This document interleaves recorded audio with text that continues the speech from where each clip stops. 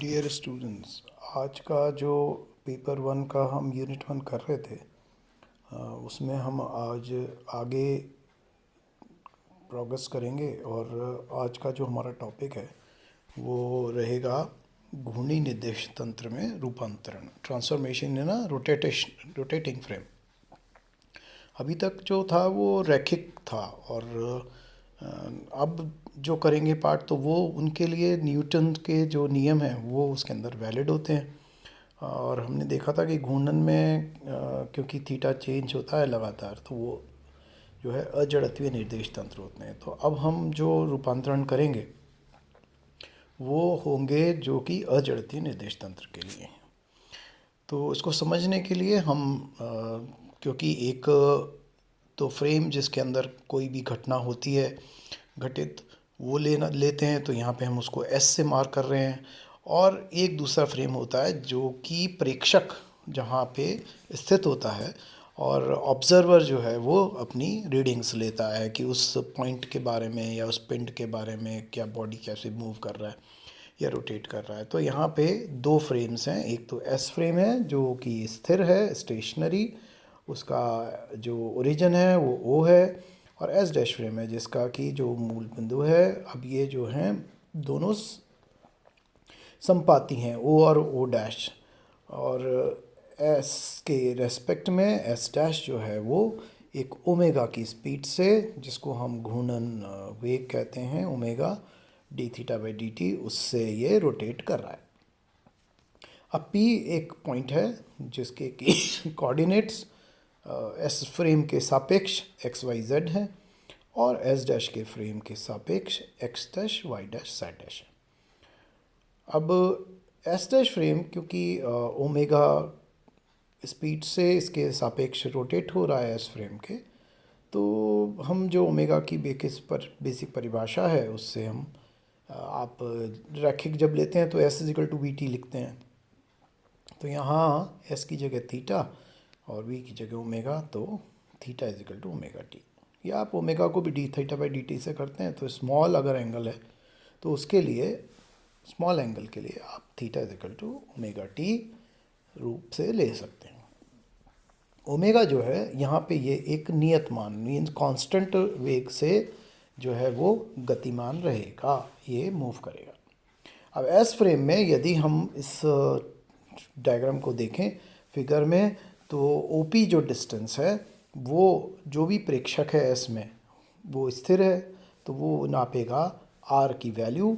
X आई cap, Y जे cap और Z के cap plus. लेकिन जो एस डैश फ्रेम है, क्योंकि वो उसके साथ घूर्णन कर रहा है, तो उसके लिए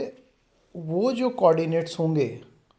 जो एकांक सदिश हैं वो भी क्योंकि परिवर्तनशील है, तो इसलिए वो अपने कोऑर्डिनेट लिखेगा आई डैश, जे डैश और के डैश, ये एकांक सदिश होंगे। तो एस डैश जो है वो घूर्णन गति कर रहा है ओमेगा से, तो ओ डैश पी की वैल्यू हो जाएगी R dash is equal to X dash I dash Y dash I dash plus Z dash K dash. अब यहाँ आई जे के से आई जे डैश के डैश और के डैश जैसे बताया ये भिन्न है। अब क्योंकि एस डैश लगातार चेंज हो रहा है तो आई डैश, जे डैश और के डैश भी चेंज होते रहेंगे समय के साथ। लेकिन क्योंकि ओ और ओ डैश संपाती हैं, तो जो P का मान है कि दूरी का जो भी मान है R, वो R डैश के बराबर रहेगा। तो ये स्थिति उससे फिगर से भी समझ सकते हैं। तो स्थिति जो है वो रूपांतरण में इसका मान समान रहेगा। अब वेग का अगर हम इसमें कैलकुलेशन करें तो v is equal to D are by D T is equal to D are dash by D T लिख सकते हैं, क्योंकि r is equal to are dash है। और अगर ये रिलेटिविस्टिक नहीं है, सापेक्ष गति नहीं है सच, जो कि आइंस्टाइन के सिद्धांत है, तो t जो है वो t डैश के बराबर ही रहेगा। जो भी इंटरवल है डी टी डैश वो डी टी डैश के बराबर। तो D R dash by D T is equal to I dash D X dash upon D T plus J dash D Y dash upon D T plus K dash D Z dash upon D T plus, और R dash को आप open करें तो दोनों रूप में करेंगे। तो पहले तो आई डैश का कर दिया, अब एक्स के साथ जो कार्तीय निर्देशांक थे, अब हम एक्स के साथ, क्योंकि आई डैश के डैश और जे डैश भी चेंज परिवर्तनशील है, इसलिए अब हम लिखेंगे X dash D I dash upon D T plus Y dash D J dash upon D T plus Z dash D K dash upon D T. इसी तरह अगर एस फ्रेम में, एस डैश फ्रेम में लेंगे तो उसकी जो P point पे जो कण है या पिंड है उसका जो वेग होगा वो डी डैश हो जाएगा, D dash are dash upon D T. क्योंकि यहाँ कोऑर्डिनेट्स, क्योंकि निर्देशांक परिवर्तन चेंज हो रहे हैं, तो इसलिए हम डी की जगह डी डैश डिफरेंशियल लिखेंगे। तो ये हो जाएगा I dash D X dash upon D T plus J dash D Y dash upon D T plus K dash D dash upon D T. So यहाँ पे v is equal to we dash plus X dash D I dash upon D T plus Y dash D J dash upon D T plus Z dash D K dash upon D T हो जाएगा। तो ये case में अब जो ऊपर से हमने एस फ्रेम के वी कैलकुलेट किया था उसके अंदर वी डैश तो आ ही रहा है, जो एस डैश फ्रेम में बैठा हुआ व्यक्ति मेजर कर रहा है अपने लिए सापेक्ष जब वो स्थिर अवस्था में हो, लेकिन एक अलग से क्वांटिटी आ रही है जो कि एक्स डैश उस घूर्णन के कारण जो एकांक सदिश हैं उनकी दिशा में जो परिवर्तन हो रहा है उनकी परिवर्तन से ये जो क्वांटिटी है सेकंड ब्रैकेट में जो है D I dash upon D t, D J dash upon D T और D K dash upon T T वाली टर्म आएगी। लेकिन ये वास्तविक है क्या? D I dash upon D t को क्या समझें हम? हमने देखा है सर्कुलर मोशन जब हम पढ़ते हैं वृत्ताकार गति तो v is equal to omega cross R होता है, और v को अगर आप D are by D T लिखें आर सदिश के रूप में तो ओमेगा क्रॉस आर होगा। और इसको यदि r जो है अब एक एकांक सदिश हो जाए, यूनिट फैक्टर हो जाए, तो हम r की जगह उसका मान अगर 1 है तो हम लिखेंगे, अगर एक दिशा में लिखना है x की दिशा में, तो D I upon D T is omega cross I. इसी तरह आप D J upon D T जो है ओमेगा क्रॉस जे हो जाएगा, और डी के अपॉन डी टी जो है ओमेगा क्रॉस के हो जाएगा। तो यदि हम एस डैश फ्रेम में इस तरह से लिखना चाहें तो इसके लिए उसके सापेक्ष P के लिए हम लिखेंगे D I dash upon D T is equal to omega cross I dash, क्योंकि ओमेगा नियत मान है इसलिए D J dash upon D T is equal to omega cross D dash और D K dash upon D T omega cross K dash. इसको आप equation को रखें उसके अंदर v वाली इक्वेशन में, और ये देखें कि D R upon D T जो है वो D dash dash upon R dash D dash are dash upon D T plus जो सेकंड वाली टर्म थी जिसके अंदर X dash D I dash upon D T plus D J dash upon D T, और इस तरह की जो टर्म थी उनको आप रिप्लेस कर दो ओमेगा क्रॉस आई वाली टर्म से, तो omega cross I dash X dash G dash Y dash K dash Y dash हो जाएगा। और इस तरह से v को आप लिख सकते हैं डी डैश आर, क्योंकि r is equal to are dash है तो d dash r upon D T plus omega cross r. और इससे आप, क्योंकि ये जो क्वांटिटी है d dash are dash upon D t ये v डैश है, तो ये क्वांटिटी बन गई v is equal to we dash plus omega cross r. या हम इसको अगर एस डैश फ्रेम के लिए लिखें तो v dash is equal to v minus omega cross r. ये एक घूर्णी निर्देश तंत्र के लिए, रोटेटिंग फ्रेम के लिए वेग का रूपांतरण है, वेलोसिटी ट्रांसफॉर्मेशन, एस से एस डैश फ्रेम के लिए। और एक्सेलरेशन का अब अगर हमें करना है तो हम इसका सेकंड डिफरेंशियल लेंगे, अवकलन करेंगे। और अवकलन करने के लिए अगेन हम d are by D t को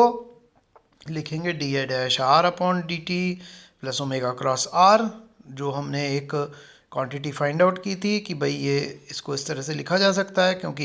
ये परिभाषा v equal to we dash plus omega cross r है। तो यहाँ पे हम डी बाई आर को ब्रैकेट में लिख दें और इसको डी बाई डी टी कर दें, तो d dash by D T plus omega cross r. अब इसके अंदर आर को बाहर निकाल लो, तो यहाँ से आपको एक ऐसा लगेगा जैसे कि d बाई डी टी एक किसी चीज़ पे ऑपरेट किया हो, उसने एक संकारक के रूप में काम किया हो, और वो संकारक जो है d dash by D T plus omega cross है, जिससे कि हमें एक नई क्वांटिटी मिल रही है। तो यहाँ पे d by D T is equal to d dash by D T plus omega cross एक संकारक हो गया। ये जो संकारक हैं ये किसी भी भौतिक विज्ञान में उसके जो भी पिंड है या जो कण है उसकी अवस्था में परिवर्तन करता है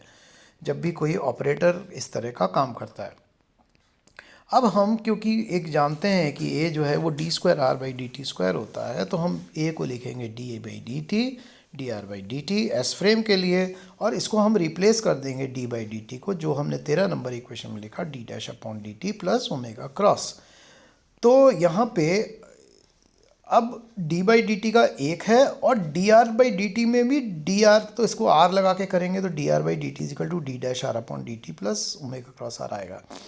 तो यहाँ पे दो ब्रैकेट्स आपके पास बन गए, और इसको जब ब्रैकेट को आप ओपन करेंगे तो आप पाएंगे कि पहली जो टर्म है वो बहुत सिंपल है, d dash square by D t square plus, अब इसके अंदर omega cross D dash r by D t की दो टर्म्स आ रही हैं, तो 2 times omega cross d are dash r upon D T, और एक टर्म जो है वो लास्ट में क्रॉस टर्म है ओमेगा क्रॉस आर की। अब क्योंकि ओमेगा कांस्टेंट है तो यहाँ पे जो omega D omega by D T वाली टर्म थी वो कैंसिल आउट हो जाएंगी, वो नहीं आएंगी। तो ये टर्म्स हमारे पास बच रही हैं। अब इसको हम a को रिफॉर्म वापस लिख दें तो a dash plus omega cross v dash plus omega cross r, और अगर s डैश फ्रेम के लिए हम इस इक्वेशन को लिखना चाहते हैं तो लिखेंगे a dash is equal to a minus 2 omega cross v dash minus omega cross r। ये हमारा s फ्रेम से s डैश फ्रेम में कोणीय रूपांतरण है त्वरण के लिए, एक्सेलरेशन के लिए। यहाँ पे आप देखें कि इसके अंदर 3 टर्म्स आ रही हैं। ये पहली जो टर्म है वो एक जो एक्सेलरेशन त्वरण का मान आप नॉर्मली न्यूटन के नियम लगा कैलकुलेट करते हैं, या इक्वेशन ऑफ मोशन वेग के जो समीकरण हैं गति के उनसे भी कैलकुलेट करते हैं। तो ये जो टर्म है ये तो नॉर्मल टर्म है।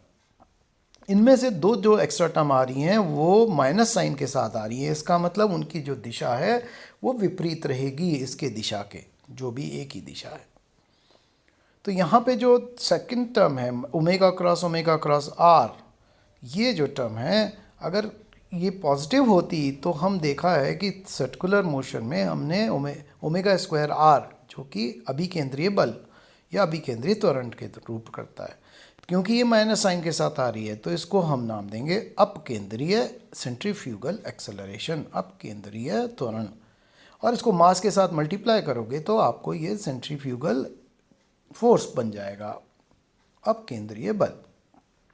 और बीच की जो टर्म है 2 ओमेगा क्रॉस v डैश, इसके अंदर वेग जो है वो आ रहा है, तो ये गति अगर है तो उस केस के अंदर, और किसी चीज़ का रोटेशन है ओमेगा किस में,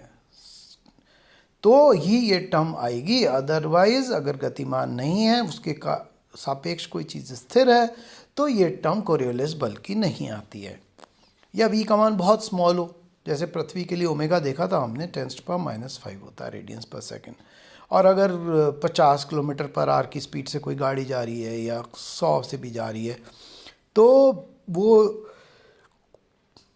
एक 10-20 मीटर पर सेकंड की स्पीड होती है, जो कि बहुत स्मॉल टर्म होती है, तो नेग्लिजिबल होता है, ये करीब नगण्य होता है। तो इस जो टर्म है 2 ओमेगा क्रॉस v डैश, इसको कोरियोलिस त्वरण भी कहते हैं, कोरियोलिस, और इसको m से मल्टीप्लाई करेंगे तो कोरियोलिस फोर्स बन जाएगा। तो यहाँ पे ये जो इक्वेशन है इसको आप m से मल्टीप्लाई करके इसको मॉडिफाई कर सकते हैं, तो ma dash is equal to ma minus 2m omega cross v dash minus m omega cross r,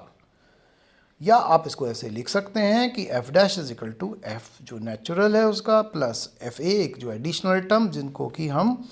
pseudo terms कहते हैं, छद्म हैं, ये आभासी हैं, ये रियल में नहीं लग रही हैं, ये सिर्फ घूर्णन के कारण लगते हुए प्रतीत होते हैं। ऐसे जो फोर्सेस हैं इनको हम सूडो फोर्सेस या छद्म बल कहते हैं। तो यहाँ पे 2 छद्म बल हैं, एक तो कोरियोलिस बल और एक है सेंट्रीफ्यूगल बल। तो अब नेक्स्ट लेक्चर में अब हम इसको इनको ही करेंगे कि भाई इसके अंदर जो न्यूटन के नियम थे उनके अंदर भी अगर छद्म बल है तो वो कैसे वर्क करेगा। और उसके बाद जो हमें जो इक्वेशन देखनी है वो ये है कि इसमें सेंट्रीफ्यूगल फोर्स, पृथ्वी के घूर्णन के कारण किस तरह का प्रभाव पड़ता है वस्तुओं पे, पिंड पे, उसके अब केंद्रीय बल के द्वारा और कोरियोलिस बल के द्वारा। उसके साथ और भी एप्लीकेशंस हैं हमारी जो हम इसको देखेंगे।